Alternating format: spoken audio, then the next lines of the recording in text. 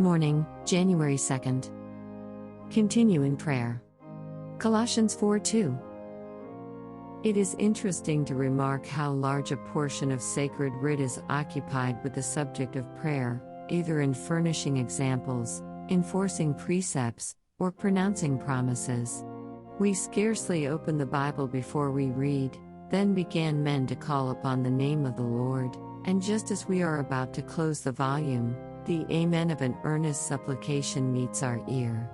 Instances are plentiful. Here we find a wrestling Jacob, there a Daniel who prayed 3 times a day, and a David who with all his heart called upon his God.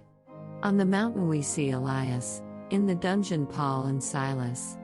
We have multitudes of commands, and myriads of promises.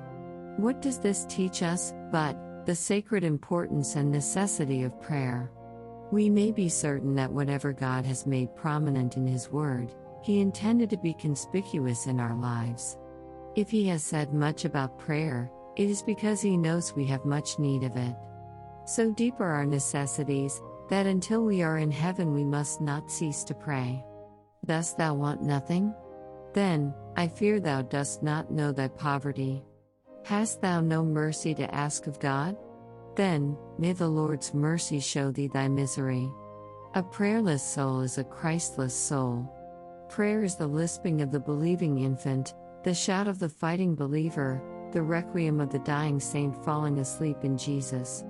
It is the breath, the watchword, the comfort, the strength, the honor of a Christian.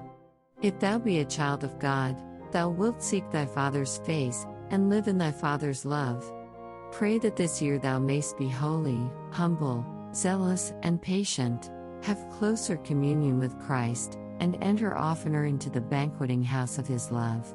Pray that thou mayst be an example and a blessing unto others, and that thou mayst live more to the glory of thy Master.